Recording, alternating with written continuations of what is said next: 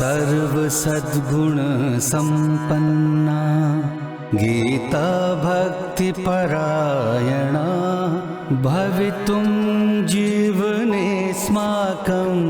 जागृता बालका वयम् उत्थाने राष्ट्रधर्मस्य विज्ञानदृष्टिमाशिता विवेकानन्दमार्गेण वयं सर्वे समर्पिताः।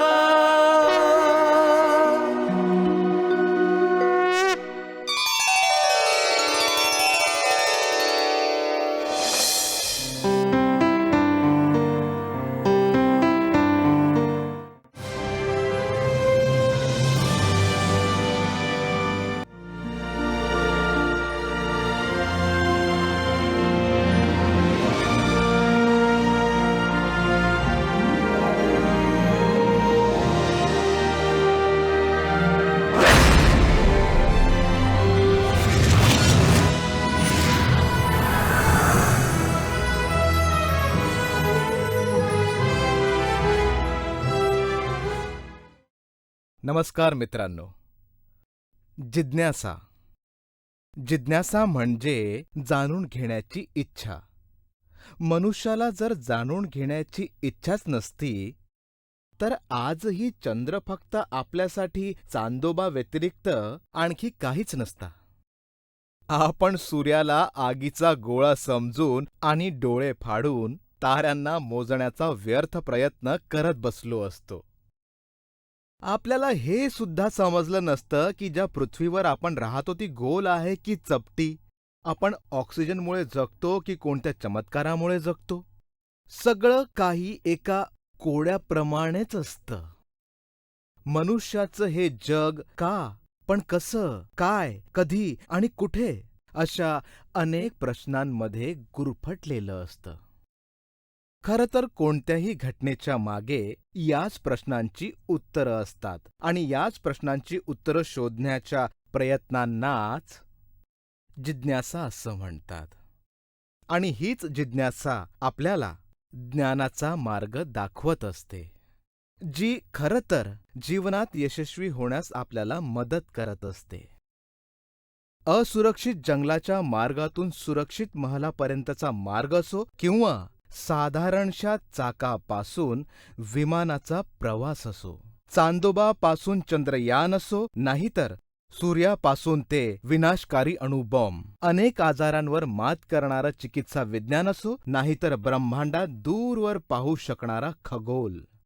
उत्पादनांनी भरलेले मल्टिप्लेक्स मॉल इतकंच नाही तर संविधानाची न्यायव्यवस्था असो वा समाजाचे नियम, राजकारणामधील चढ उतार असोत अथवा पर्यावरणाचं संशोधन, प्रदूषणासोबत लढाई, वाहतुकीला नियंत्रण करणारी लाईट्स, ही सगळी जिज्ञासेचीच तर रूपं आहेत. हेमा फाउंडेशनद्वारा निर्मित हा चित्रपट आपल्या सर्वांना निरंतर खूप जिज्ञासू राहण्यासाठी प्रेरित करत असतो.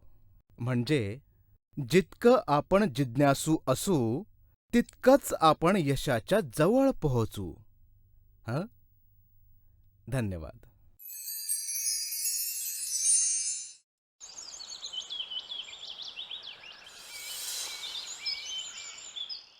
पार्थ, उठ बाळा, उठ उठ उठ बघू.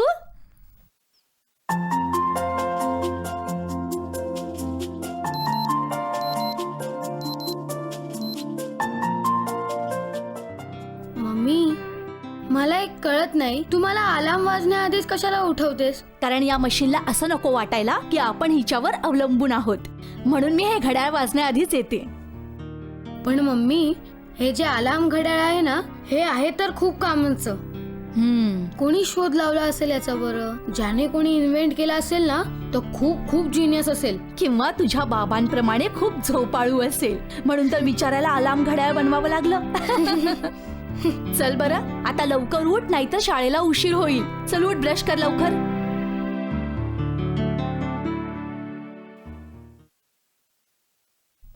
मम्मी, तू मला सांगितलं नाहीस की अलार्म क्लॉक कोणी इन्व्हेंट केला ते? पार्थ, अलार्म क्लॉक प्लॅटोने इन्व्हेंट केलं होतं. हे मला सुद्धा माहित नव्हतं. मी हे नेटवर वाचलं.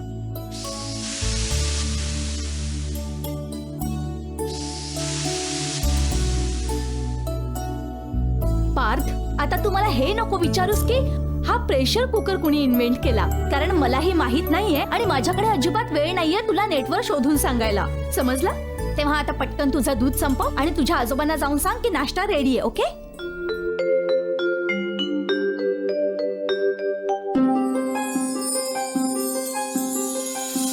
जिज्ञासा म्हणजे जाणून घेण्याची इच्छा. आमची आजची कथा आहे पार्थची, ज्याला प्रत्येक क्षणी प्रत्येक विषयी जाणून घ्यायचं असतं. प्रत्येक मुलामध्ये विलक्षण प्रतिभा असते, जी मुलामध्ये त्या कामासाठी एक जिज्ञासा निर्माण करते. परंतु पार्थची जिज्ञासाच पार्थची प्रतिभा आहे, जी काही लोकांना समजते तर काहींना नाही.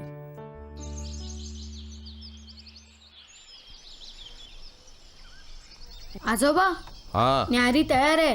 तुमचा न्यूजपेपर वाचून झाला असेल तर जाऊया. बस 2 मिनिटं बेटा, जरा आजचा हॉरोस्कोप तर वाचून घेऊ. आजोबा, मला ऐकायचंय, जरा मोठ्याने वाचता का? ऐक, आजचा दिवस तुमच्या जीवनामध्ये उलथापालथ होऊ शकते. विचित्र परिस्थितींमध्ये तुम्ही फसवू शकता, पण तुमची व्यवहार कुशलता तुम्हाला या परिस्थितींमधून बाहेर काढून घेऊन जाईल. आजोबा, ही जन्मकुंडली, राशी हे सर्वांवर आपण भारतीयच विश्वास ठेवतो का? या ग्रह नक्षत्रांचा भारताबाहेरील लोकांवर परिणाम होतो का?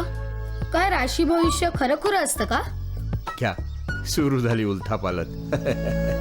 सर्वांचं तर माहित नाही बेटा, पण मला वाटतं माझं तर आज राशीफळ खरं होणार आहे. चल नाश्ता करूया आपण. चल सांगा ना आजोबा, प्लीज प्लीज सांगा ना.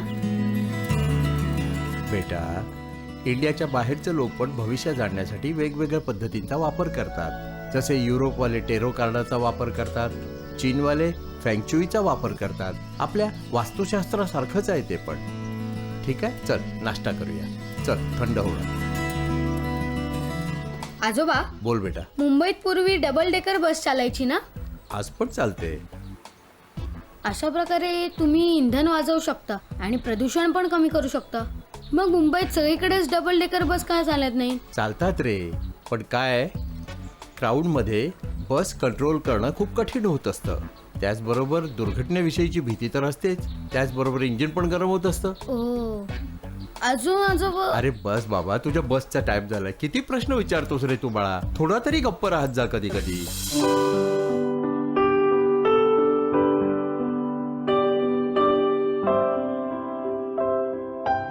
मॅम मॅम मॅम ऐका ना, तुम्ही ज्या मेडिसिनल प्लॅन बद्दल सांगितलं होतं ना. पार्थ, तुला कोणतीही गोष्ट एकदा सांगितल्यावर कळत का नाही? तुझ्या सिलेबस मध्ये जेवढं होतं ते माझं सांगून झालंय.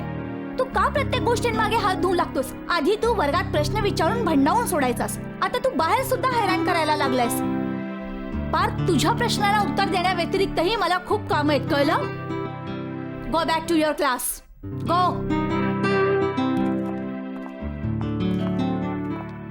Good morning madam. Good morning. तुमचा विद्यार्थी तुम्हाला काहीतरी विचारत होता, पण मी पाहिलं तुमच्या उत्तराने त्याचं समाधान नाही झालं. आय एम सॉरी मॅडम, परंतु पार्थला ना सवयच आहे सतत प्रश्न विचारत राहण्याची. त्याच्या एका प्रश्नाचं उत्तर दिलं की त्याच उत्तरातून तो दुसरा प्रश्नही तयार करतो. आय थिंक की त्याला आम्हा शिक्षकांना त्रास देण्यात मजा वाटू लागलीये. हे बघा, जर तो प्रश्न सब्जेक्टशी रिलेटेड विचारत असेल तर त्याच्या प्रश्नांची उत्तर तुम्ही दिलीच पाहिजे. आणि तुम्ही त्याच्या एखाद्या प्रश्नाचं उत्तर त्याच वेळी त्याला नाही देऊ शकलात तरी नंतर वाचून त्याला देऊ शकता. मला नाही वाटत यात काही प्रॉब्लेम असेल. अँड आय होप तुम्ही नेक्स्ट टाइम तुमच्या स्टुडंट्सना आणि मला निराश नाही करणार. ओके? Okay madam. शिक्षक असलो म्हणून काय झालं? आम्हीही माणसंच आहोत, कुठला एन्सायक्लोपीडिया नाही जे प्रत्येक प्रश्नाचं उत्तर देत बसायचं.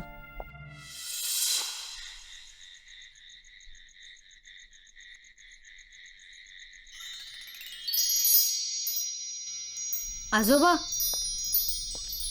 हा बेटा. हे घ्या तुमचं हळद घातलेलं दूध. थँक्यू.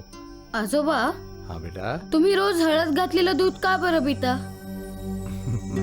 बेटा, हळद घेतल्याने आपलं ब्लड सर्क्युलेशन नेहमी चांगलं राहतं. हळदीमुळे आपली हाडं पण मजबूत होतात. आणि तुला माहिती आहे, आपली वयस्कर माणसं जुन्या जमान्यापासून हळदीचा औषध म्हणून वापर करीत आलेत. पण आजोबा, आमच्या टीचर म्हणाल्या होत्या की हळदीचं पॅटर्न आपल्याकडे नाहीये, ते तर US कडे आहे. हेच होत असतं बेटा. जेव्हा एखादी गोष्ट सहज मिळत असते ना, तेव्हा माणसाच्या त्याची व्हॅल्यू नाही लक्षात येत. त्याचा फायदा कोणीतरी दुसराच उचलत असतो. पण आजोबा, हा. आज तुम्ही मला प्रॉमिस केलं होतं की सीताहरणाची गोष्ट सांगाल. तुला अजून लक्षात आहे? जरूर ऐकवतो. झालं असं बेटा की रामचंद्र आणि सीता, तुला माहिती आहे ना, वनवासात गेले होते. ते फिरत राहिले या इकडे त्या तिकडे. एक दिवस काय झालं की सीतेला अचानक जंगलामध्ये एक सोन्याचं हरिण दिसलं. बस तिची इच्छा जागी झाली. तिने प्रभूला म्हटलं, मला ते हरिण हवंय. आता रामचंद्र काय करणार? त्याने समजावलं, अगं ती सर्व माया आहे.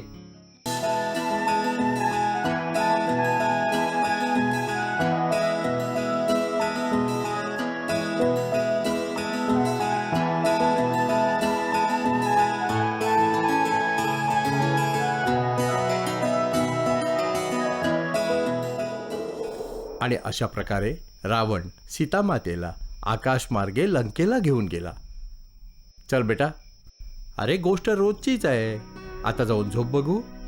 उद्या तुला शाळेत जायचं आहे. तुझा होमवर्क पूर्ण केलायस ना तू?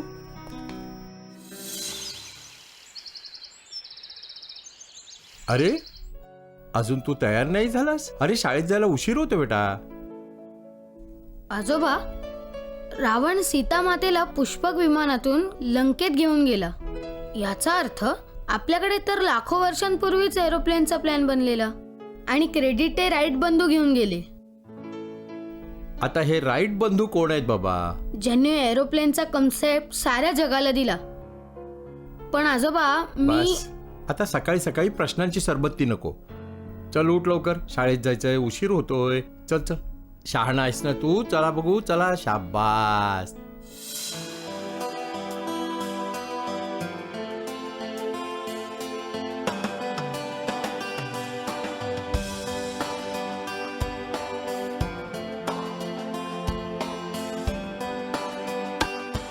Nice ball.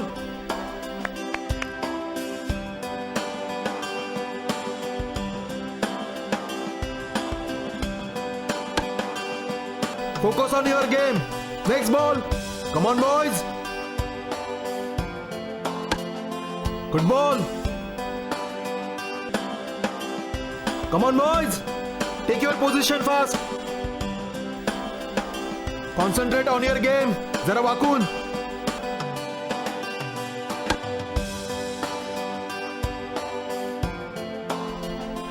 सर, बॉल जर इथे लागला तर 6 बसतो आणि इथे लागला तर कॅच आउट किंवा मिस होतो. असं का बरं सर? तू इथे प्रॅक्टिस करायला आलायस की प्रश्न विचारायला? Go next.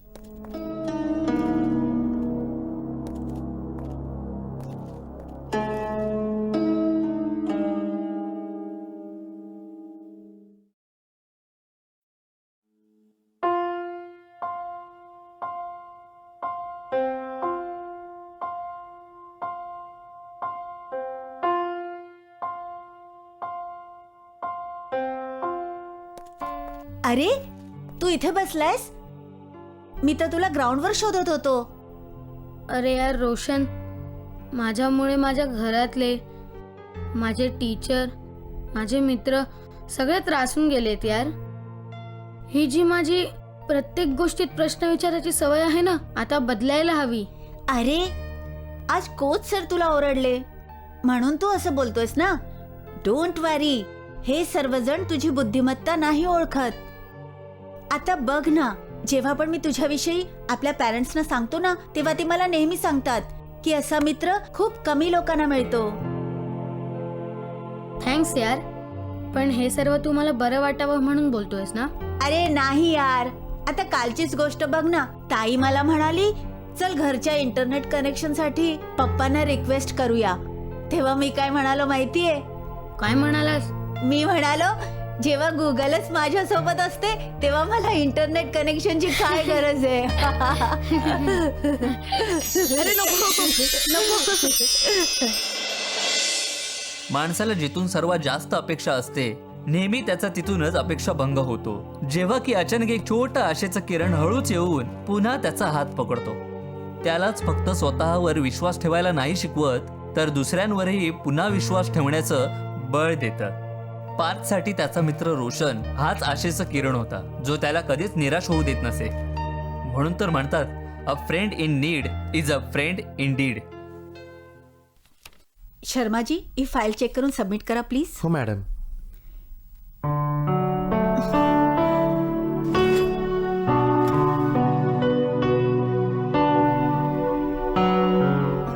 गाडीच्या चाव्या कुठे ठेवल्या मी? शर्माजी गाडीच्या चाव्या मिळत नाहीयेत. तुम्ही पाहिल्यात का? नाही मॅडम, मी तर नाही पाहिल्या. बघा, असतील इथेच कुठेतरी. हो मी पाहिलं होतं पण सापडत नाहीये. हॅलो, बोल बाळा. काय? बरं ठीक आहे, मी ती फाईल घेऊन आत्ता येते. तू काळजी करू नकोस. हां, मी पोचतेच आता. काय झालं मॅडम? शर्माजी, माझ्या पतींची तब्येत अचानक बिघडलीये. ICU मध्ये ऍडमिट आहेत आणि डॉक्टरांनी सर्व रिपोर्ट्स मागवलेत आणि ते रिपोर्ट्स माझ्या फाईलमध्ये आहेत आणि ती फाईल माझ्या गाडीमध्ये आहे. पण गाडीच्या चाव्या मिळत नाहीयेत. आता काय करू मी? मॅडम चला एकदा गाडीजवळ जाऊन चेक करूयात. कदाचित चावी गाडीलाच असेल. चला. बरं बरं चला.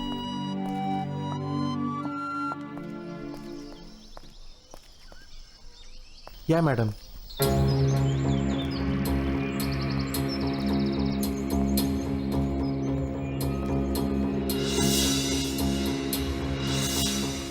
अरे, चाव्या तर इथेही नाही आहेत. पण हरकत नाही मॅडम, मी एखाद्या चावी बनवणाऱ्याला घेऊन येतो. ओके. अरे शर्माजी. काय मॅडम? जरा लवकर या प्लीज. हो मॅडम, आत्ता येतो. मॅम, मॅम तुम्ही एवढे काळजीत का दिसताय? ऍक्च्युली माझ्या पतींची तब्येत बरी नाहीये. ICU मध्ये ऍडमिट आहेत आणि सर्व मेडिकल रिपोर्ट्स गाडीमध्ये आहेत. गाडीच्या चाव्या मिळत नाहीयेत आणि मला लवकरात लवकर रिपोर्ट्स घेऊन हॉस्पिटलमध्ये जायचंय. कळत नाहीये काय करू मी. मॅम मी पार्थ, तुला दिसत नाही का प्रिन्सिपल मॅडम किती टेन्शन मध्ये आहेत ते? तरीही तुला त्यांना प्रश्न विचारायचे आहेत. कमीत कमी परिस्थितीचं भान तरी ठेवत जा. अहो, त्याचं निदान ऐकून तरी घ्या. त्याला गप्प बसवून आपला प्रॉब्लेम सॉल्व्ह तर होणार नाही ना. मॅम, तुमच्या घरी गाडीची डुप्लिकेट चाव्या असतील ना? हो आहेत ना, पण माझं घर इथून 25 किलोमीटर दूर आहे. काही हरकत नाही मॅम. तुमच्या घरी आता यावेळी कोणी असेल का? जर असेल ना तर तुमचं काम आत्ता होईल. तुम्हाला फक्त इतकंच करायचंय, त्यांना फोन करा आणि त्यांना सांगा की त्यांचा फोन होल्डवर ठेवा. तुमच्या ज्या डुप्लिकेट चाव्या आहेत ना त्या फोन जवळ नेऊन त्याचं अनलॉक बटन दाबायला आणि त्याच वेळी तुम्ही पण तुमचा फोन तुमच्या गाडीच्या दरवाजाजवळ न्या. बस, उघडेल तुमची गाडी. असं? चला आपण ट्राय करून बघूया. मी कॉल करते.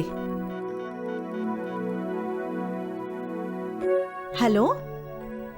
हा मधू, हे बघ माझ्या कारची डुप्लिकेट चाव्या असतील ना, जरा लवकर घेऊन ये. आता तू एक काम कर, त्या ज्या डुप्लिकेट चाव्या आहेत ना त्याचा अनलॉक बटन मोबाईल समोर धर. हा मोबाईल समोर धर आणि आता अनलॉक बटन दाब.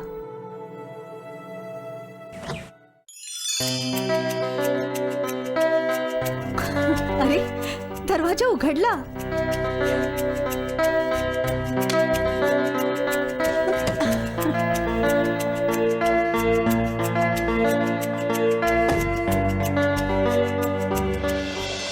Thank you so much Parth. You are really brilliant boy. हे तुला सर्व कसं माहितीये? एके दिवशी मी माझ्या मम्मी सोबत मार्केटमध्ये गेलो होतो. तेव्हा तिथे अशाच एका गाडीत बॅक सीटवर एक मुलगा लॉक झाला होता. तेव्हा तिथे गर्दीत उभा असणाऱ्या एका काकांनी त्यांना असंच उघडलं. ते सर्वजण गेल्यावर मी त्यांना असंच विचारलं की तुम्ही असं कसं केलं? तेव्हा त्यांनी मला सगळं सांगितलं. Very good Parth. I am proud of you. मी उद्या तुझ्याशी बोलेन. ओके, आता मला हॉस्पिटलमध्ये पोहोचायचंय. Okay, bye. I am sorry Parth, मी तुझ्यातलं हिडन टॅलेंट नाही ओळखू शकले. You are such a brilliant boy. Thank you ma'am.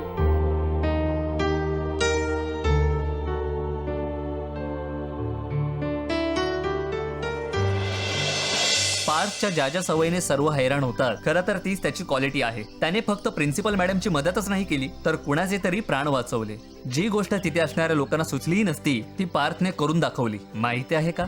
कारण त्याने त्याच्या आतली जिज्ञासा जोपासली आहे, जी प्रत्येक वेळी त्याला काही जाणून घेण्याची, शिकण्याची प्रेरणा देत असते. जेव्हा की या धकाधकीच्या जीवनात आम्ही आपली आतली जिज्ञासा आणि कुतूहल संपवूनच टाकलंय. आपण नवीन गोष्ट शिकणं सोडूनच दिलंय. खरं तर मनुष्याने कधीही शिकणं थांबवता कामा नये. म्हणून तुमच्या मनामध्ये जिज्ञासा कायम राहू द्या, कारण जीवनामध्ये खूप काही शिकणं, जाणून घेणं अजून शिल्लक आहे.